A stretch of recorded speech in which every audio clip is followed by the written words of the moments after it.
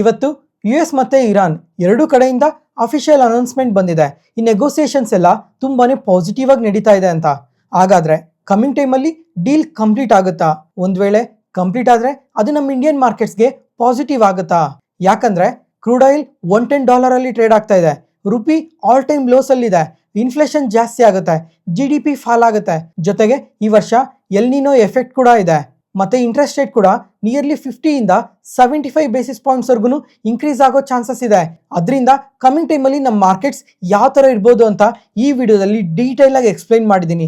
ಯಾವುದೇ ಕಾರಣಕ್ಕೂ ಈ ವಿಡಿಯೋನ ಸ್ಕಿಪ್ ಮಾಡದೆ ಕೊನೆ ತನಕ ನೋಡಿ, ಕಂಪ್ಲೀಟ್ ಆಗಿ ಅರ್ಥ ಆಗುತ್ತೆ. Hello friends, welcome to two brothers finance and good evening. ಇವತ್ತಿನ ಮಾರ್ಕೆಟ್ ಅಪ್ಡೇಟ್ಸ್ ಏನಂದ್ರೆ, ಇವತ್ತು ನಮ್ಮ ಮಾರ್ಕೆಟ್ಸ್ ಓಪನಿಂಗ್ ಟೈಮ್ ಅಲ್ಲೇನೆ ತುಂಬಾನೇ ನೆಗೆಟಿವ್ ಆಗಿ ಓಪನ್ ಆಯ್ತು. ಆದ್ರೆ ಡೇ ಎಂಡ್ ಅಲ್ಲಿ ನೋಡಿದ್ರೆ ಕಂಪ್ಲೀಟ್ ಮಾರ್ಕೆಟ್ ರಿಕವರ್ ಆಗಿದೆ. ನಿಫ್ಟಿ ಆದ್ರೆ ನಿಯರ್ಲಿ 250 ಪಾಯಿಂಟ್ಸ್ ರಿಕವರ್ ಆಗಿದೆ. ಸೆನ್ಸೆಕ್ಸ್ ಮತ್ತೆ ಬ್ಯಾಂಕ್ ನಿಫ್ಟಿ ಆದ್ರೆ ಎಬೋವ್ 700 ಪಾಯಿಂಟ್ಸ್ ರಿಕವರ್ ಆಗಿದೆ. ಈ ತರ ನಮ್ಮ ಮಾರ್ಕೆಟ್ಸ್ ರಿಕವರ್ ಆಗೋದಕ್ಕೆ ಮೇನ್ ರೀಸನ್ ಏನು ಅಂತ ಅಂದ್ರೆ, ಡೊನಾಲ್ಡ್ ಟ್ರಂಪ್ ಅವರು ಮತ್ತೆ ಇರಾನ್ ಅವರು ಈ ವಾರ್ ರಿಲೇಟೆಡ್ ಆಗಿ ತುಂಬಾನೇ ಪಾಸಿಟಿವ್ ಸ್ಟೇಟ್ಮೆಂಟ್ಸ್ ಮಾಡಿದ್ದಾರೆ. ಅದರಿಂದನೇ ನಮ್ಮ ಮಾರ್ಕೆಟ್ಸ್ ಈ ತರ ರಿಕವರ್ ಆಗಿರೋದು. ಈಗ ಡೊನಾಲ್ಡ್ ಟ್ರಂಪ್ ಅವರು ಏನ್ ಹೇಳ್ತಾ ಇದ್ದಾರೆ ಅಂತ ಅಂದ್ರೆ, ಅತಿ ಶೀಘ್ರದಲ್ಲೇ ಈ ವಾರ್ ಕೊನೆ ಆಗುತ್ತೆ ಅಂತ ಸ್ಟೇಟ್ಮೆಂಟ್ಸ್ ಮಾಡಿದ್ದಾರೆ. ಅದೇ ತರ ಇರಾನ್ ಅವ್ರ ಕಡೆಯಿಂದನೂ ಅಪ್ಡೇಟ್ ಬಂದಿದೆ. ಈಗ ನೆಗೋಸಿಯೇಷನ್ಸ್ ಎಲ್ಲ ತುಂಬಾನೇ ಪಾಸಿಟಿವ್ ಆಗಿ ನಡೀತಾ ಇದಾವೆ ಮುಂಚೆಗಿನ್ನ ಅಂತ ಸ್ಟೇಟ್ಮೆಂಟ್ಸ್ ಮಾಡಿದ್ದಾರೆ. ಅದರಿಂದ ಮಾರ್ಕೆಟ್ಸ್ ಏನೋ ಅದನ್ನ ಪಾಸಿಟಿವ್ ಆಗಿ ತಗೊಂಡಿದೆ. ಜೊತೆಗೆ ಕ್ರೂಡ್ ಆಯಿಲ್ ಪ್ರೈಸಸ್ ಕೂಡ ನಿಯರ್ಲಿ 2% ವರ್ಗೂ ಇವತ್ತು ಫಾಲ್ ಆಗಿದೆ. ಅದರಿಂದನೇ ನಮ್ಮ ಮಾರ್ಕೆಟ್ಸ್ ಇವತ್ತು ರಿಕವರ್ ಆಗಿರೋದು. ಅದ್ರ ಜೊತೆಗೆ ಇವತ್ತು ಡೊನಾಲ್ಡ್ ಟ್ರಂಪ್ ಅವರು ಇನ್ನ ಸ್ವಲ್ಪ ಸ್ಟೇಟ್ಮೆಂಟ್ಸ್ ಮಾಡಿದ್ದಾರೆ. ಮತ್ತೆ US ಸೆಕ್ರೆಟರಿ ಆದ JD ವ್ಯಾನ್ಸ್ ಅವ್ರ ಕಡೆಯಿಂದ ಕೂಡ ಸ್ವಲ್ಪ ಸ್ಟೇಟ್ಮೆಂಟ್ಸ್ ಬಂದಿದಾವೆ. ಈಗ ಟ್ರಂಪ್ ಅವರು ಏನ್ ಹೇಳ್ತಾ ಇದಾರೆ ಅಂದ್ರೆ, ಅತಿ ಶೀಘ್ರದಲ್ಲೇ ಯುದ್ಧ ಏನೋ ನಿಂತೋಗುತ್ತೆ ಅಂತ ಸ್ಟೇಟ್ಮೆಂಟ್ಸ್ ಮಾಡಿದ್ದಾರೆ. ಅದ್ರ ಜೊತೆಗೆ ಈ ನ್ಯೂಕ್ಲಿಯರ್ ಡೀಲ್ ನಮ್ ಕೈಲೇ ಇರುತ್ತೆ, ಮತ್ತೆ ಇರಾನ್ಗೆ ಯಾವುದೇ ತರ ಕಾಂಪನ್ಸೇಷನ್ ಕೊಡಲ್ಲ ಅಂತ ಕೂಡ ಹೇಳಿದ್ದಾರೆ. ಆದ್ರೆ ಫ್ರೆಂಡ್ಸ್, ಈಗ ಯುದ್ಧ ಶುರು ಆಗೋದಕ್ಕೆ ಮೇನ್ ಕಾರಣ ಏನು ಅಂತ ಅಂದ್ರೆ, ಈ ನ್ಯೂಕ್ಲಿಯರ್ ಟಾಕ್ಸ್ ಅಷ್ಟು ಸಕ್ಸಸ್ಫುಲ್ ಆಗಿ ನಡೆದಿದ್ದಕ್ಕೇನೆ ಯುದ್ಧ ಶುರು ಆಗಿದ್ದು. ಆದ್ರೆ ಇವಾಗ ಇರಾನ್ ಅವರು ಒಂದ್ ಕಡೆ ಈ ನ್ಯೂಕ್ಲಿಯರ್ ಪವರ್ನ ಕೂಡ ಅವ್ರಿಗೆ ಕೊಟ್ಟು ಕಾಂಪನ್ಸೇಷನ್ ಕೂಡ ಏನು ಸಿಗ್ಲಿಲ್ಲ ಅಂದ್ರೆ ಇರಾನ್ಗೆ ಇನ್ನೇನ್ ಪ್ರಯೋಜನ ಹೇಳಿ? ಯಾವುದೇ ಪ್ರಯೋಜನ ಕೂಡ ಇರಲ್ಲ. ಅದಕ್ಕೋಸ್ಕರ ಈ ನ್ಯೂಕ್ಲಿಯರ್ ಎನ್ರಿಚ್ಮೆಂಟ್ ರಿಲೇಟೆಡ್ ಆಗಿ ಸ್ವಲ್ಪ ಕಮ್ಮಿ ಆದ್ರೂ ಕಾಂಪನ್ಸೇಷನ್ ಮಾತ್ರ ಗ್ಯಾರಂಟಿಯಾಗಿ ಇಸ್ಕೊಂತಾರೆ. ಅವಾಗ ಮಾತ್ರನೇ ಈ ವಾರಲ್ಲಿ ಇರಾನ್ಗೆ ಸ್ವಲ್ಪ ಪಾಸಿಟಿವ್ ಆಗೋದು. ಇಲ್ಲ ಅಂತ ಅಂದ್ರೆ ಕಂಪ್ಲೀಟ್ ಆಗಿ ನಷ್ಟ ಆಗೋದು ಇರಾನ್ಗೆನೆ. ಜೊತೆಗೆ ಇವತ್ತು ಇರಾನ್ ಅವ್ರ ಕಡೆಯಿಂದ ಕೂಡ ಸ್ಟೇಟ್ಮೆಂಟ್ಸ್ ಬಂದಿದೆ. ಈ ವಾರಿಂದ ನೋಡಿದ್ರೆ US ಕೂಡ ತುಂಬಾನೇ ಎಫೆಕ್ಟ್ ಆಗಿದೆ. US ಆದ್ರೆ ಸುಮಾರು 42 ಏರ್ಕ್ರಾಫ್ಟ್ ಇನ್ಕ್ಲೂಡಿಂಗ್ ಈ ಫೈಟರ್ ಜೆಟ್ಸ್ ನ ಈ ವಾರಲ್ಲಿ ಕಳ್ಕೊಂಡಿದೆ. ಅದ್ರ ಜೊತೆಗೆ ತುಂಬಾ ಡ್ರೋನ್ಸ್ ನ ಕೂಡ ಕಳ್ಕೊಂಡಿದೆ ಅಂತ ಅಪ್ಡೇಟ್ ಮಾಡಿದ್ದಾರೆ. ಅದರಿಂದ ಟೋಟಲ್ ಆಗಿ US ಎಷ್ಟು ಲಾಸ್ ಆಗಿದೆ ಅಂತ ಅಂದ್ರೆ ಸುಮಾರು $29 ಬಿಲಿಯನ್ ಈ ವಾರಿಂದ ಎಫೆಕ್ಟ್ ಆಗಿದೆ ಅಂತ ಅಪ್ಡೇಟ್ ಮಾಡಿದ್ದಾರೆ. ಮತ್ತೆ ಟ್ರಂಪ್ ಅವರಾದ್ರೆ ಈ ನೆಗೋಸಿಯೇಷನ್ಸ್ ಎಲ್ಲ ತುಂಬಾನೇ ಪಾಸಿಟಿವ್ ಆಗಿ ನಡೀತಾ ಇರೋದ್ರಿಂದ 2 or 3 ಡೇಸ್ ಒಳಗಡೆ ಅಪ್ಡೇಟ್ ಬರುತ್ತೆ, ಅಥವಾ ನೆಕ್ಸ್ಟ್ ವೀಕ್ ಒಳಗಡೆ ಡೀಲೇ ಸೈನ್ ಆಗೋ ಚಾನ್ಸಸ್ ಕೂಡ ತುಂಬಾನೇ ಜಾಸ್ತಿ ಇದೆ ಅಂತ ಸ್ಟೇಟ್ಮೆಂಟ್ಸ್ ಮಾಡಿದ್ದಾರೆ. ಒಂದ್ ವೇಳೆ ಡೀಲ್ ಏನಾದ್ರೂ ಸೈನ್ ಆಗ್ಲಿಲ್ಲ ಅಂದ್ರೆ ಯುದ್ಧ ಶುರು ಆಗೋ ಚಾನ್ಸಸ್ ಕೂಡ ತುಂಬಾನೇ ಜಾಸ್ತಿ ಇದೆ ಅಂತ ಸ್ಟೇಟ್ಮೆಂಟ್ಸ್ ಮಾಡಿದ್ದಾರೆ.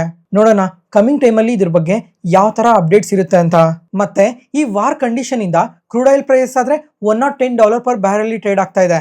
ಇದರಿಂದ ಆಟೋಮೆಟಿಕ್ ಆಗಿ ಇನ್ಫ್ಲೇಷನ್ ಆದ್ರೆ ತುಂಬಾನೇ ಜಾಸ್ತಿ ಆಗುತ್ತೆ. ಮತ್ತೆ ಇವತ್ತು ರುಪಿ ನೋಡಿದ್ರೆ ಸುಮಾರು 97 ರೂಪೀಸ್ಗೆ ಫಾಲ್ ಆಗಿದೆ. ಫ್ರೆಂಡ್ಸ್, ಈಗ ತುಂಬಾನೇ ಮಾರ್ಕೆಟ್ ನ್ಯೂಸ್ ಅಲ್ಲೆಲ್ಲ ರುಪಿ ಬಗ್ಗೆ, ಕ್ರೂಡ್ ಆಯಿಲ್ ಬಗ್ಗೆ, ಇನ್ಫ್ಲೇಷನ್ ಬಗ್ಗೆ ಎಲ್ಲ ತುಂಬಾ ಸಲನೇ ಮಾತಾಡ್ತಾನೆ ಇದ್ದೀನಿ. ಯಾಕೆ ಇಷ್ಟೊಂದು ಸ್ಟ್ರೆಸ್ ಮಾಡ್ತಾ ಇದ್ದೀನಿ ಅಂತಂದ್ರೆ, ಇದರಿಂದ ಎಕಾನಮೀಸ್ ಮೇಲೆ ಕಂಪ್ಲೀಟ್ ಆಗಿ ಇಂಪ್ಯಾಕ್ಟ್ ಇರುತ್ತೆ. ಎಕಾನಮೀಸ್ ಇಂಪ್ಯಾಕ್ಟ್ ಆಗ್ತಾ ಇದಾವೆ ಅಂದ್ರೆ ಸ್ಟಾಕ್ ಮಾರ್ಕೆಟ್ ತುಂಬಾನೇ ಇಂಪ್ಯಾಕ್ಟ್ ಆಗುತ್ತೆ. ಅದರಿಂದನೇ ತುಂಬಾನೇ ಮಾರ್ಕೆಟ್ ನ್ಯೂಸ್ ಅಲ್ಲಿ ಇದನ್ನ ಪ್ರತಿದಿನ ಹೈಲೈಟ್ ಮಾಡ್ತಾ ಇರೋದು. ಮತ್ತೆ ಈಗ ಯಾರಿಗಾದ್ರೂ ನೆನಪಿದ್ಯಾ, ರಷ್ಯಾ ಮತ್ತೆ ಉಕ್ರೇನ್ ಟೈಮಲ್ಲೂ ಕೂಡ ಕ್ರೂಡ್ ಆಯಿಲ್ ಪ್ರೈಸಸ್ ಇದೇ ತರನೇ ಇಂಪ್ಯಾಕ್ಟ್ ಆಗಿತ್ತು. ಅವಾಗೂ ಇನ್ಫ್ಲೇಷನ್ ಆದ್ರೆ ತುಂಬಾನೇ ಜಾಸ್ತಿ ಆಗಿತ್ತು. ಆ ಟೈಮಲ್ಲಿ ಮಾರ್ಕೆಟ್ಸ್ ಯಾವ ತರ ಇತ್ತು ಅಂತ ಒಂದ್ಸಲ ನೆನಪಿಸ್ಕೊಳ್ಳಿ. ಮಾರ್ಕೆಟ್ಸ್ ಆದ್ರೆ ಕಂಪ್ಲೀಟ್ ಆಗಿ ಕನ್ಸಾಲಿಡೇಟ್ ಆಗ್ತಾ ಇತ್ತು. ಎಷ್ಟು ವರ್ಷ ಅಂದ್ರೆ ಸುಮಾರು 2.5 ವರ್ಷ ಮಾರ್ಕೆಟ್ ಕನ್ಸಾಲಿಡೇಟ್ ಆಗಿದೆ. ಅದರಿಂದನೇ ನಾನು ಇಷ್ಟೊಂದು ಇದನ್ನ ಸ್ಟ್ರೆಸ್ ಮಾಡ್ತಾ ಇರೋದು. ಅವಾಗಾದ್ರೆ ಸ್ವಲ್ಪ ಇಶ್ಯೂಸ್ ಮಾತ್ರನೇ ಇದ್ವು. ಆದ್ರೆ ಪ್ರೆಸೆಂಟ್ ಇವಾಗ ನೋಡಿದ್ರೆ ಕ್ರೂಡ್ ಆಯಿಲ್ ಪ್ರೈಸಸ್ ಜಾಸ್ತಿ ಆಗಿದೆ. ರುಪಿ ಆಲ್ ಟೈಮ್ ಲೋಸ್ ನ ಟಚ್ ಮಾಡ್ತಾ ಇದೆ. ಇನ್ನೊಂದು 2 or 3 ವೀಕ್ಸ್ ಅಲ್ಲಿ ನೋಡಿದ್ರೆ ರುಪಿ 100 ರೂಪೀಸ್ಗೂ ಫಾಲ್ ಆಗೋ ಚಾನ್ಸಸ್ ಕೂಡ ಜಾಸ್ತಿನೇ ಇದೆ. ಅದರಿಂದ ಇನ್ಫ್ಲೇಷನ್ ಆದ್ರೆ ಜಾಸ್ತಿ ಆಗುತ್ತೆ. ಅದ್ರ ಜೊತೆಗೆ ಈ ವರ್ಷ ಎಲ್ ನಿನೋ ಎಫೆಕ್ಟ್ ಕೂಡ ಜಾಸ್ತಿ ಇರುತ್ತೆ. ಅಂದ್ರೆ ಇವಾಗ ಬಿಸಿಲು ನೋಡಿದ್ರೆ ತುಂಬಾನೇ ಜಾಸ್ತಿ ಇದೆ. ಆದ್ರೆ ಈ ವರ್ಷ ಮಳೆ ಕೂಡ ತುಂಬಾನೇ ಕಮ್ಮಿ ಆಗುತ್ತೆ. ಮಳೆ ಕಮ್ಮಿ ಆಗ್ತಾ ಇದೆ ಅಂದ್ರೇನೆ ಇನ್ಫ್ಲೇಷನ್ ಜಾಸ್ತಿ ಆಗುತ್ತೆ. ಅದ್ರ ಜೊತೆಗೆ ರೂರಲ್ ಸ್ಪೆಂಡಿಂಗ್ ಅನ್ನೋದು ತುಂಬಾನೇ ಕಮ್ಮಿ ಆಗುತ್ತೆ. ರೂರಲ್ ಸ್ಪೆಂಡಿಂಗ್ ಕಮ್ಮಿ ಆಗೋದ್ರಿಂದ ಕಂಪನಿ ಸೇಲ್ಸ್ ಮೇಲೆ ಇಂಪ್ಯಾಕ್ಟ್ ಇರುತ್ತೆ. ಕಂಪನಿ ಸೇಲ್ಸ್ ಇಂಪ್ಯಾಕ್ಟ್ ಆದ್ರೆ ಸ್ಟಾಕ್ ಮಾರ್ಕೆಟ್ ಮೇಲೂ ಕೂಡ ತುಂಬಾನೇ ಇಂಪ್ಯಾಕ್ಟ್ ಇರುತ್ತೆ. ಅದ್ರ ಜೊತೆಗೆ ಈ ವರ್ಷ GDP ಎಸ್ಟಿಮೇಟ್ಸ್ ನ ಕೂಡ ಕಟ್ ಮಾಡ್ತಾ ಇದ್ದಾರೆ. ನಿನ್ನೆ ನೋಡಿದ್ರೆ ICRA ಅವರು GDP ಫೋರ್ಕಾಸ್ಟ್ ನ ಕಟ್ ಮಾಡಿದ್ರು. ಮತ್ತೆ ಇವತ್ತಾದ್ರೆ UN ಅವರು GDP ಫೋರ್ಕಾಸ್ಟ್ ನ ಕಟ್ ಮಾಡಿದ್ದಾರೆ. ಮತ್ತೆ ಇವತ್ತು ಬ್ಯಾಂಕ್ ಆಫ್ ಅಮೆರಿಕಾದವರಾದ್ರೆ ಈ ಗ್ಲೋಬಲ್ ಫಂಡ್ ಮ್ಯಾನೇಜರ್ಸ್ ಯಾರ್ಯಾರಿದ್ದಾರೆ ಅವ್ರ ಹತ್ರ ಒಂದು ಸರ್ವೆನ ಕಂಡಕ್ಟ್ ಮಾಡಿದ್ದಾರೆ. ಈಗ ಗ್ಲೋಬಲಿ ನೋಡ್ಕೊಂಡ್ರೆ ಯಾವ್ದು ಬಿಗ್ಗೆಸ್ಟ್ ರಿಸ್ಕ್ ಕಾಣ್ತಾ ಇದೆ ಅಂತ ಕೇಳಿದ್ರೆ ಅವ್ರೀಗ AI ಬಬಲ್ ಬಿಗ್ಗೆಸ್ಟ್ ರಿಸ್ಕ್ ಅಲ್ಲ ಅಂತ ಅಂದಿದ್ದಾರೆ. ಕ್ರೂಡ್ ಆಯಿಲ್ ಪ್ರೈಸಸ್ ಇನ್ಕ್ರೀಸ್ ಆಗೋದು ಅಷ್ಟು ರಿಸ್ಕ್ ಅಲ್ಲ ಅಂತ ಅಂದಿದ್ದಾರೆ. ಆದ್ರೆ ಇವರು ಯಾವ್ದನ್ನ ಬಿಗ್ಗೆಸ್ಟ್ ರಿಸ್ಕ್ ಅಂತ ಹೇಳ್ತಾ ಇದ್ದಾರೆ ಅಂದ್ರೆ ಇನ್ಫ್ಲೇಷನ್ ಇನ್ಕ್ರೀಸ್ ಆಗೋದು ಬಿಗ್ಗೆಸ್ಟ್ ರಿಸ್ಕ್ ಅಂತ ಹೇಳ್ತಾ ಇದ್ದಾರೆ. ಅದ್ರ ಜೊತೆಗೆ ಈ ಬಾಂಡ್ ಈಲ್ಡ್ಸ್ ಇನ್ಕ್ರೀಸ್ ಆಗೋದು ತುಂಬಾನೇ ರಿಸ್ಕಿ ಅಂತ ಹೇಳ್ತಾ ಇದ್ದಾರೆ. ಈಗ US ನ 30 ಇಯರ್ಸ್ ಬಾಂಡ್ ಈಲ್ಡ್ ಆದ್ರೆ ಆಲ್ ಟೈಮ್ ಹೈಸ್ ಅಲ್ಲಿ ಇದೆ, ಎಬೋವ್ 5% ಅಲ್ಲಿ. ಈ ಬಾಂಡ್ ಈಲ್ಡ್ಸ್ ಲಾಸ್ಟ್ 10-15 ಇಯರ್ಸ್ ಅಲ್ಲಿ ಎಂದೂ ಇಷ್ಟು ಇನ್ಕ್ರೀಸ್ ಆಗಿರಲಿಲ್ಲ. ಈ ಟೈಮಲ್ಲಿ ಇಷ್ಟೊಂದು ಇನ್ಕ್ರೀಸ್ ಆಗಿದೆ. ಲಾಸ್ಟ್ ಟೈಮ್ ಯಾವಾಗ ಈ ತರ ಇನ್ಕ್ರೀಸ್ ಆಗಿತ್ತು ಅಂದ್ರೆ ಈ ಗ್ಲೋಬಲ್ ಫಿನಾನ್ಷಿಯಲ್ ಕ್ರೈಸಿಸ್ ಬಂದಿತ್ತಲ್ಲ 2008 ಅಲ್ಲಿ, ಆ ಟೈಮಲ್ಲಿ ಈ ಬಾಂಡ್ ಈಲ್ಡ್ಸ್ ಇಷ್ಟೊಂದು ಇನ್ಕ್ರೀಸ್ ಆಗಿದ್ದು ಮತ್ತೆ ಈಗ ಇಷ್ಟೊಂದು ಇನ್ಕ್ರೀಸ್ ಆಗಿದೆ. ಇದರಿಂದ US ಗೌರ್ಮೆಂಟ್ ಮೇಲೆ ಕೂಡ ತುಂಬಾನೇ ಇಂಪ್ಯಾಕ್ಟ್ ಇರುತ್ತೆ. ಮತ್ತೆ ಪ್ರೆಸೆಂಟ್ ಇವಾಗ ನೋಡಿದ್ರೆ ಚೈನಾದವರು, ಜಪಾನ್ ಅವರೆಲ್ಲ ಈ US ಗೌರ್ಮೆಂಟ್ ಬಾಂಡ್ಸ್ನ ತುಂಬಾನೇ ಸೆಲ್ ಮಾಡ್ತಾ ಇದ್ದಾರೆ. ಮತ್ತೆ ಇವಾಗ ಪ್ರೆಸೆಂಟ್ US ಹತ್ರ ಡೆಟ್ ಆದ್ರೆ $39 ಟ್ರಿಲಿಯನ್ ರೀಚ್ ಆಗಿದೆ. ಈ ಎಲ್ಲಾ ಡೇಟಾ ಪಾಯಿಂಟ್ಸ್ ನಮ್ಮ ಮಾರ್ಕೆಟ್ ಪರವಾಗಿ ಅಥವಾ ಗ್ಲೋಬಲ್ ಮಾರ್ಕೆಟ್ ಪರವಾಗಿ ಇದೆಲ್ಲ ತುಂಬಾನೇ ನೆಗೆಟಿವ್ ಇಂಪ್ಯಾಕ್ಟ್ ಇರುತ್ತೆ. ನೋಡೋಣ ಕಮಿಂಗ್ ಟೈಮಲ್ಲಿ ನಮ್ಮ ಮಾರ್ಕೆಟ್ಸ್ ಎಲ್ಲ ಯಾವ ತರ ಇರ್ಬೋದು ಅಂತ. ಈ ತರ ಕಾಂಪ್ಲಿಕೇಟೆಡ್ ಇನ್ಫಾರ್ಮೇಶನ್ ಎಲ್ಲ ಸಿಂಪ್ಲಿಫೈ ಮಾಡಿ ನಿಮ್ಮ ಮುಂದೆ ತರ್ತಾ ಇದೀವಲ್ಲ. ನಾನು ಹೇಳ್ತಿರೋ ಇನ್ಫಾರ್ಮೇಶನ್ ನಿಮಗೆ ಉಪಯೋಗ ಆಗ್ತಾ ಇದೆ ಅಂದ್ರೆ ಪ್ರತಿಯೊಬ್ರು ಈ ವಿಡಿಯೋನ ಲೈಕ್ ಮಾಡಿ, ಜೊತೆಗೆ ನಿಮ್ಮ ಒಪಿನಿಯನ್ನ ಪ್ರತಿಯೊಬ್ರು ಕಮೆಂಟ್ ಸೆಷನ್ ಅಲ್ಲಿ ಕಮೆಂಟ್ ಮಾಡಿ. Next market key updates. First Hindalco industries ಇವತ್ತಾದ್ರೆ ಎಬೋ 3% ಪಾಸಿಟಿವ್ ಆಗಿ ರಿಯಾಕ್ಟ್ ಆಗಿದೆ. ಯಾಕಂದ್ರೆ ಈ ಕಂಪನಿಗೆ US ಅಲ್ಲಿ ಒಂದು ಸಬ್ಸಿಡರಿ ಕಂಪನಿ ಇದೆ, ಅದೇ ನೋವೊಲಿಸ್. ಈ ಕಂಪನಿ ಬಗ್ಗೆ ಮಲ್ಟಿಪಲ್ ಟೈಮ್ಸ್ ನಮ್ಮ ಮಾರ್ಕೆಟ್ ನ್ಯೂಸ್ ಅಲ್ಲಿ ಮೆನ್ಷನ್ ಮಾಡಿದ್ದೆ. ಈಗ ಇವರಾದ್ರೆ ಕ್ವಾರ್ಟರ್ಲಿ ರಿಸಲ್ಟ್ಸ್ ನ ಪೋಸ್ಟ್ ಮಾಡಿದ್ದಾರೆ. ಈ ರಿಸಲ್ಟ್ಸ್ ಆದ್ರೆ ವೀಕ್ ಆಗಿ ಪೋಸ್ಟ್ ಮಾಡಿದ್ದಾರೆ. ಜೊತೆಗೆ $84 ಮಿಲಿಯನ್ ಲಾಸಸ್ ನ ಕೂಡ ಪೋಸ್ಟ್ ಮಾಡಿದ್ದಾರೆ. ಮತ್ತೆ ಈ ತರ ಲಾಸಸ್ ನ ಪೋಸ್ಟ್ ಮಾಡಿದ್ರೆ ಏನಕ್ಕೆ ಈ ಕಂಪನಿ ಈ ತರ ಪಾಸಿಟಿವ್ ಆಗಿ ರಿಯಾಕ್ಟ್ ಆಗಿದೆ ಅಂತ ತಿಳ್ಕೊಳ್ಳೋಣ. ಫ್ರೆಂಡ್ಸ್, ಒಂದು 3 ಮಂತ್ಸ್ ಬ್ಯಾಕ್ ಈ ನೋವೊಲಿಸ್ ಕಂಪನಿ ಬಗ್ಗೆ ಮಾರ್ಕೆಟ್ ನ್ಯೂಸ್ ಅಲ್ಲಿ ಒಂದ್ಸಲ ಮೆನ್ಷನ್ ಮಾಡಿದ್ದೆ, ನೆನಪಿದ್ಯಾ? ಯಾಕಂದ್ರೆ ಆ ಟೈಮಲ್ಲಿ ಈ ನೋವೊಲಿಸ್ ಅನ್ನೋ ಕಂಪನಿಯಲ್ಲಿ 2 ಸಲ ಫೈರ್ ಆಕ್ಸಿಡೆಂಟ್ ನಡೆದಿತ್ತು. ಫೈರ್ ಆಕ್ಸಿಡೆಂಟ್ ನಡೆದಿದೆ ಅಂದ್ರೆ ಬಿಸ್ನೆಸ್ ಮೇಲೆ ಆಟೋಮೆಟಿಕ್ ಆಗಿ ಇಂಪ್ಯಾಕ್ಟ್ ಇರುತ್ತೆ. ಅದರಿಂದನೇ ಈ ಕ್ವಾರ್ಟರ್ ಅಲ್ಲಿ $84 ಮಿಲಿಯನ್ ಲಾಸಸ್ ನ ಪೋಸ್ಟ್ ಮಾಡಿರೋದು. ಆದ್ರೆ ಮಾರ್ಕೆಟ್ ಏನ್ ಎಕ್ಸ್ಪೆಕ್ಟ್ ಮಾಡಿತ್ತಂದ್ರೆ ಇದಕ್ಕಿಂತ ಜಾಸ್ತಿ ಲಾಸಸ್ ನ ಇವರು ಪೋಸ್ಟ್ ಮಾಡೋ ಚಾನ್ಸಸ್ ಜಾಸ್ತಿನೇ ಇದೆ. ಯಾಕಂದ್ರೆ 2 ಟೈಮ್ಸ್ ಫೈರ್ ಆಕ್ಸಿಡೆಂಟ್ ನಡೆದಿರೋದು, ಅದರಿಂದ ಬಿಸ್ನೆಸ್ ಆದ್ರೆ ಕಂಪ್ಲೀಟ್ ಆಗಿ ಇಂಪ್ಯಾಕ್ಟ್ ಆಗಿರುತ್ತೆ ಅಂತ ಪ್ರತಿಯೊಬ್ರು ಎಕ್ಸ್ಪೆಕ್ಟ್ ಮಾಡಿದ್ರು. ಆದ್ರೆ ಈ ನೋವೊಲಿಸ್ ಎಸ್ಟಿಮೇಟೆಡ್ ಗಿನ್ನ ಬೆಟರ್ ರಿಸಲ್ಟ್ಸ್ ನ ಪೋಸ್ಟ್ ಮಾಡಿದ್ದಾರೆ. ಮತ್ತೆ ಗೈಡೆನ್ಸ್ ನ ಕೂಡ ತುಂಬಾನೇ ಸ್ಟ್ರಾಂಗ್ ಆಗಿ ಕೊಟ್ಟಿದ್ದಾರೆ. ಅದರಿಂದನೇ ಈ ತರ ಪಾಸಿಟಿವ್ ಆಗಿ ರಿಯಾಕ್ಟ್ ಆಗಿರೋದು. ಈ ತರ ಗೈಡೆನ್ಸ್ ನ ಕೊಟ್ಟ ಮೇಲೆ ಆಮ್ಕೆ ಗ್ಲೋಬಲ್ ಅವರಾದ್ರೆ ಇವ್ರಿಗೆ ಬೈ ರೇಟಿಂಗ್ ಕೊಟ್ಟು ಟಾರ್ಗೆಟ್ ಪ್ರೈಸ್ ₹1,100 ಪರ್ ಶೇರ್ ಅಂತ ಹೇಳಿದ್ದಾರೆ. ಅದ್ರ ಜೊತೆಗೆ JP Morgan, CLSA ಕೂಡ ಇದೇ ತರ ಪಾಸಿಟಿವ್ ರೇಟಿಂಗ್ ನ ಕೊಟ್ಟಿದ್ದಾರೆ.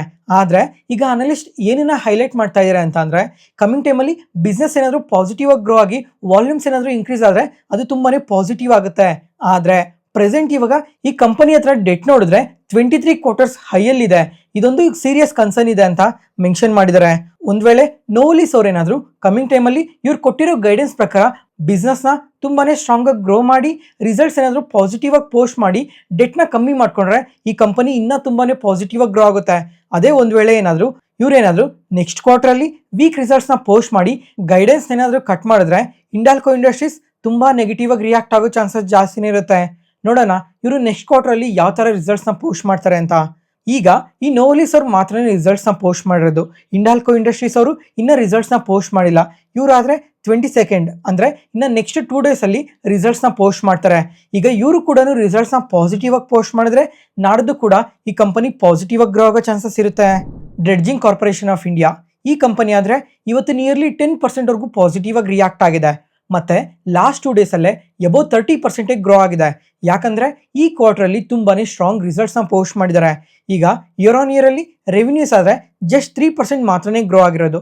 ಆದ್ರೆ ಕ್ವಾರ್ಟರ್ ಆನ್ ಕ್ವಾರ್ಟರ್ ವೈಸಸ್ ನೋಡಿದ್ರೆ ರೆವಿನ್ಯೂಸ್ ನಿಯರ್ಲಿ ಡಬಲ್ ಆಗಿದೆ.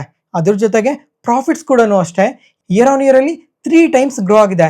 ಲಾಸ್ಟ್ ಇಯರ್ ಸೇಮ್ ಕ್ವಾರ್ಟರ್ ಅಲ್ಲಿ 21 ಕ್ರೋರ್ಸ್ ಪ್ರಾಫಿಟ್ಸ್ ನ ಪೋಸ್ಟ್ ಮಾಡಿದ್ರೆ ಈ ಕ್ವಾರ್ಟರ್ ಅಲ್ಲಿ 86 ಕ್ರೋರ್ಸ್ ಪ್ರಾಫಿಟ್ಸ್ ನ ಪೋಸ್ಟ್ ಮಾಡಿದ್ದಾರೆ. ಜೊತೆಗೆ ಕ್ವಾರ್ಟರ್ ಆನ್ ಕ್ವಾರ್ಟರ್ ನೋಡಿದ್ರು ತುಂಬಾನೇ ಪಾಸಿಟಿವ್ ಆಗಿ ಪೋಸ್ಟ್ ಮಾಡಿದ್ದಾರೆ.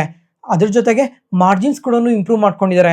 ಓವರ್ ಆಲ್ ರಿಸಲ್ಟ್ಸ್ ಆದ್ರೆ ತುಂಬಾನೇ ಪಾಸಿಟಿವ್ ಆಗಿ ಪೋಸ್ಟ್ ಮಾಡಿರೋದಕ್ಕೆ ಈ ತರ ಪಾಸಿಟಿವ್ ಆಗಿ ಗ್ರೋ ಆಗಿದೆ. ಅದ್ರ ಜೊತೆಗೆ ಫ್ರೆಂಡ್ಸ್, ಈಗ ಈ ಕಂಪನಿ ಬಿಸ್ನೆಸ್ ಬಗ್ಗೆ ತುಂಬಾ ಸಲನೇ ಮೆನ್ಷನ್ ಮಾಡಿದೆ. ಇವ್ರ ಬಿಸ್ನೆಸ್ ಕೂಡ ತುಂಬಾನೇ ಇಂಟ್ರೆಸ್ಟಿಂಗ್ ಆಗಿರುತ್ತೆ. ಏನಂದ್ರೆ ಈ ಪೋರ್ಟ್ಸ್ ಅಥವಾ ಸಿ ಚಾನಲ್ಸ್ ಇರುತ್ತಲ್ವಾ, ಅಲ್ಲಿ ಇವ್ರು ವರ್ಕ್ ಮಾಡ್ತಾರೆ. ಅಲ್ಲಿ ಏನ್ ವರ್ಕ್ ಮಾಡ್ತಾರೆ ಅಂತ ಅಂದ್ರೆ, ಈ ದೊಡ್ಡ ದೊಡ್ಡ ಶಿಪ್ಸ್ ಎಲ್ಲ ಬರ್ಬೇಕಾದ್ರೆ ಆ ರೂಟ್ ಅಲ್ಲಿ ಮರಳು ಅಥವಾ ಕಲ್ಲಿದ್ರೆ ಅವನ್ನೆಲ್ಲ ಇವರು ಕ್ಲಿಯರ್ ಮಾಡ್ತಾ ದೊಡ್ಡ ದೊಡ್ಡ ಶಿಪ್ಸ್ಗೆ ದಾರಿ ಮಾಡ್ಕೊಡ್ತಾ ಇರ್ತವೆ. ಆ ಕೆಲಸನ ಇವ್ರು ಮಾಡ್ತಾರೆ. ಜೊತೆಗೆ ಇವ್ರಿಗಾದ್ರೆ ಈ ಗೌರ್ಮೆಂಟ್ ಇಂದ ತುಂಬಾನೇ ಆರ್ಡರ್ಸ್ ಬರ್ತಾನೆ ಇರ್ತವೆ ಈ ಪೋರ್ಟ್ ಎಕ್ಸ್ಪಾನ್ಷನ್ ರಿಲೇಟೆಡ್ ಆಗಿ. ನೋಡೋಣ ಇನ್ನ ಗೌರ್ಮೆಂಟ್ ಇಂದ ಕಮಿಂಗ್ ಟೈಮ್ ಅಲ್ಲಿ ಇನ್ನ ಯಾವ ತರ ಆರ್ಡರ್ಸ್ ಬರ್ತವೆ ಅಂತ. Next, Bharat electronics. ಇವತ್ತಾದ್ರೆ ನಿಯರ್ಲಿ 3% ವರ್ಗೂ ನೆಗೆಟಿವ್ ಆಗಿ ರಿಯಾಕ್ಟ್ ಆಗಿದೆ. ಯಾಕಂದ್ರೆ ಇವರು ಕ್ವಾರ್ಟರ್ಲಿ ರಿಸಲ್ಟ್ಸ್ ನ ಪೋಸ್ಟ್ ಮಾಡಿದ್ದಾರೆ. ಈಗ ರಿಸಲ್ಟ್ಸ್ ಏನಾದ್ರು ವೀಕ್ ಆಗಿ ಪೋಸ್ಟ್ ಮಾಡಿರ್ಬೋದೇನೋ ಅಂತ ಅನ್ಕೊಂತೀರಾ, ಆದ್ರೆ ರಿಸಲ್ಟ್ಸ್ ನ ಪಾಸಿಟಿವ್ ಗೆ ಪೋಸ್ಟ್ ಮಾಡಿದ್ದಾರೆ. ಇಯರ್ ಆನ್ ಇಯರ್ ಅಲ್ಲಿ ರೆವಿನ್ಯೂಸ್ ಆದ್ರೆ 12% ಇನ್ಕ್ರೀಸ್ ಆಗಿದೆ, ಪ್ರಾಫಿಟ್ಸ್ 5% ಇನ್ಕ್ರೀಸ್ ಆಗಿದೆ. ಪ್ರಾಫಿಟ್ಸ್ ಇನ್ನ ಬೆಟರ್ ಆಗಿ ಪೋಸ್ಟ್ ಮಾಡ್ತಾರೆ ಅಂತ ಮಾರ್ಕೆಟ್ ಎಕ್ಸ್ಪೆಕ್ಟ್ ಮಾಡಿತ್ತು. ಅದರಿಂದ ಮಾತ್ರನೇ ಇವತ್ತು ನಿಯರ್ಲಿ 3% ವರ್ಗೂ ನೆಗೆಟಿವ್ ಆಗಿ ರಿಯಾಕ್ಟ್ ಆಗಿರೋದು. Over all year on year ಅಲ್ಲಾಗ್ಲಿ ಕ್ವಾರ್ಟರ್ ಆನ್ ಕ್ವಾರ್ಟರ್ ಆಗಲಿ ಬೆಟರ್ ರಿಸಲ್ಟ್ಸ್ ನ ಪೋಸ್ಟ್ ಮಾಡಿದ್ದಾರೆ. ಈ ತರ ರಿಸಲ್ಟ್ಸ್ ನ ಪೋಸ್ಟ್ ಮಾಡಿದ್ಮೇಲೆ JM ಫಿನಾನ್ಷಿಯಲ್ಸ್ ಅವರಾದ್ರೆ ಆಡ್ ರೇಟಿಂಗ್ ನೇ ಕೊಟ್ಟಿದ್ದಾರೆ. ಮತ್ತೆ ಮೋತಿಲಾಲ್ ಒಸ್ವಾಲ್ ಅವರಾದ್ರೆ ಬೈ ರೇಟಿಂಗ್ ಕೊಟ್ಟು ರಿಸಲ್ಟ್ಸ್ ಆದ್ರೆ ಡೀಸೆಂಟ್ ಆಗಿ ಪೋಸ್ಟ್ ಮಾಡಿದ್ದಾರೆ ಅಂತ ಮೆನ್ಷನ್ ಮಾಡಿದ್ದಾರೆ. ಪ್ರೆಸೆಂಟ್ ಈಗ ಈ ಕಂಪನಿ ಹತ್ರ ಆರ್ಡರ್ ಬುಕ್ ಆದ್ರೆ 74,000 crores ಇದೆ. ನೋಡೋಣ ಇನ್ನ ಕಮಿಂಗ್ ಟೈಮ್ ಅಲ್ಲಿ ಇವ್ರು ಯಾವ ತರ ರಿಸಲ್ಟ್ಸ್ ನ ಪೋಸ್ಟ್ ಮಾಡ್ತಾರೆ, ಇವ್ರಿಗಿನ್ನ ಎಷ್ಟೋ ಆರ್ಡರ್ಸ್ ಎಲ್ಲ ಬರ್ತವೆ ಅಂತ. ನೆಕ್ಸ್ಟ್ ಅದಾದ್ಮೇಲೆ ಇವತ್ತು ಈ ಪವರ್ ರಿಲೇಟೆಡ್ ಆಗಿ ವರ್ಕ್ ಮಾಡೋ ಕಂಪನೀಸ್ ನೋಡಿದ್ರ ತುಂಬಾನೇ ಪಾಸಿಟಿವ್ ಆಗಿ ರಿಯಾಕ್ಟ್ ಆಗಿದಾವೆ. ಸಿಮೆನ್ಸ್ ಎನರ್ಜಿ ಇಂಡಿಯಾ ಆದ್ರೆ ನಿಯರ್ಲಿ 10% ವರ್ಗೂ ಪಾಸಿಟಿವ್ ಆಗಿ ರಿಯಾಕ್ಟ್ ಆಗಿದೆ. Hitachi energy nearly 7%. GE Vernova TND ಆದ್ರೆ ಇವತ್ತಿನ ಮಾರ್ಕೆಟ್ ಓಪನಿಂಗ್ ಟೈಮಲ್ಲೇ ನಿಯರ್ಲಿ 10% ವರ್ಗೂ ಪಾಸಿಟಿವ್ ಆಗಿ ರಿಯಾಕ್ಟ್ ಆಗಿದೆ.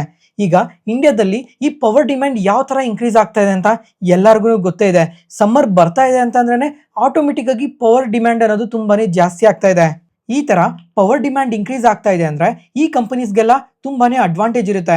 ಜೊತೆಗೆ ಇವಾಗ ಇಂಡಿಯಾದಲ್ಲಿ EV ಗ್ರೋತ್ ಇನ್ಕ್ರೀಸ್ ಆಗ್ತಾ ಇದೆ, ಮ್ಯಾನುಫ್ಯಾಕ್ಚರಿಂಗ್ ಎಕ್ಸ್ಪಾನ್ಷನ್ಸ್ ನಡೀತಾ ಇದೆ, data centres, AI infrastructure, air conditioner usage, urbanisation, ಈ ತರ ಹೇಳ್ತಾ ಹೋದ್ರೆ ಪ್ರತಿ ಒಂದು ಸೆಗ್ಮೆಂಟ್ ಅಲ್ಲೂ ಎಲೆಕ್ಟ್ರಿಸಿಟಿ ಡಿಮ್ಯಾಂಡ್ ಅನ್ನೋದು ತುಂಬಾನೇ ಇನ್ಕ್ರೀಸ್ ಆಗ್ತಾ ಇದೆ.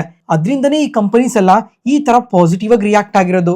ಜೊತೆಗೆ 2032 ಅಷ್ಟೊತ್ತಿಗೆ ನೋಡಿದ್ರೆ ಸುಮಾರು 9 ಲಕ್ಷ ಕೋಟಿ ಈ transmission and distribution infrastructure related ಆಗಿನೇ ಸ್ಪೆಂಡ್ ಮಾಡೋದಕ್ಕೆ ರೆಡಿ ಇದ್ದಾರೆ ಅಂತ ಕೂಡ ಅಪ್ಡೇಟ್ ಮಾಡ್ತಾ ಇದ್ದಾರೆ. ಅದರಿಂದನೇ ಈ ಓವರ್ ಆಲ್ ಪವರ್ ಸೆಗ್ಮೆಂಟೇ ಇವತ್ತು ಈ ತರ ಪಾಸಿಟಿವ್ ಆಗಿ ರಿಯಾಕ್ಟ್ ಆಗಿರೋದು. ಜೊತೆಗೆ ಬ್ರೋಕರೇಜಸ್ ಆದ JP Morgan ಮತ್ತೆ ಮೋತಿಲಾಲ್ ಒಸ್ವಾಲ್ ಅವರು ಕೂಡ ಪವರ್ ಸೆಗ್ಮೆಂಟ್ ರಿಲೇಟೆಡ್ ಆಗಿ ತುಂಬಾನೇ ಪಾಸಿಟಿವ್ ಇದೀವಿ ಅಂತ ಕೂಡ ಸ್ಟೇಟ್ಮೆಂಟ್ಸ್ ನ ಮಾಡಿದ್ದಾರೆ. ಅದ್ರ ಜೊತೆಗೆ ಇವತ್ತು ಜಿ ವೆರ್ನೋವಾ TND ಅವರಾದ್ರೆ ರಿಸಲ್ಟ್ಸ್ ನ ಕೂಡ ಪೋಸ್ಟ್ ಮಾಡಿದ್ದಾರೆ. ಇವ್ರ ರಿಸಲ್ಟ್ಸ್ ಆದ್ರೆ ತುಂಬಾನೇ ಪಾಸಿಟಿವ್ ಆಗಿ ಪೋಸ್ಟ್ ಮಾಡಿದ್ದಾರೆ. ಇಯರ್ ಆನ್ ಇಯರ್ ಅಲ್ಲಿ ರೆವಿನ್ಯೂಸ್ ಆದ್ರೆ 42% ಇನ್ಕ್ರೀಸ್ ಆಗಿದೆ, ಪ್ರಾಫಿಟ್ಸ್ ಆದ್ರೆ ಎಬೋ 80% ಇನ್ಕ್ರೀಸ್ ಆಗಿದೆ. ಅದರಿಂದ ಈ ಜಿ ವೆರ್ನೋವಾ TND ಕೂಡ ತುಂಬಾ ಪಾಸಿಟಿವ್ ಆಗಿ ರಿಯಾಕ್ಟ್ ಆಗಿರೋದು. ಅದ್ರ ಜೊತೆಗೆ ಇವ್ರು ಏನ್ ಹೇಳ್ತಾ ಇದಾರೆ ಅಂತ ಅಂದ್ರೆ ಆರ್ಡರ್ಸ್ ಆದ್ರೆ ಇಯರ್ ಆನ್ ಇಯರ್ ಅಲ್ಲಿ ತುಂಬಾನೇ ಸ್ಟ್ರಾಂಗ್ ಆಗಿ ಇನ್ಕ್ರೀಸ್ ಆಗ್ತಾ ಇದೆ ಅಂತ ಹೇಳ್ತಾ ಇದಾರೆ. ಈ ತರ ಆರ್ಡರ್ಸ್ ಇನ್ಕ್ರೀಸ್ ಆಗ್ತಾ ಇದೆ ಅಂದ್ರೆ ಈ ಎಲ್ಲಾ ಕಂಪನೀಸ್ಗೆ ತುಂಬಾನೇ ಅಡ್ವಾಂಟೇಜ್ ಇರುತ್ತೆ. ಇವತ್ತಿಗೆ ಅಪ್ಡೇಟ್ಸ್ ಮುಗೀತು. ಈ ವಿಡಿಯೋ ಇಷ್ಟ ಆದ್ರೆ ಲೈಕ್ ಮಾಡಿ, ಶೇರ್ ಮಾಡಿ, ಸಬ್ಸ್ಕ್ರೈಬ್ ಆಗಿ. ಮತ್ತೆ ನಾಳೆ ಹೊಸ ಸ್ಟಾಕ್ ಮಾರ್ಕೆಟ್ ನ್ಯೂಸ್ ಅನಾಲಿಸಿಸ್ ವಿಡಿಯೋಲಿ ಸಿಗೋಣ. Thank you.